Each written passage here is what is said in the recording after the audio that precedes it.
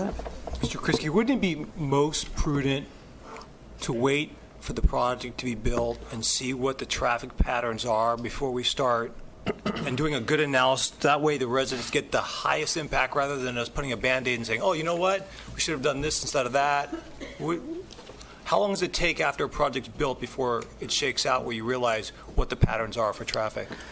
It depends on large improvements, like, for instance, with the I-5 work. We did some pretty significant closures, San Fernando. It took about 2 weeks for traffic to really shake out and kind of find its new path. So on some cases, it can be pretty dramatic pretty quick. I consider that quick. Other improvements, like a store and a residential, like this particular project, it may take longer because you have the economics of the store have to ramp up.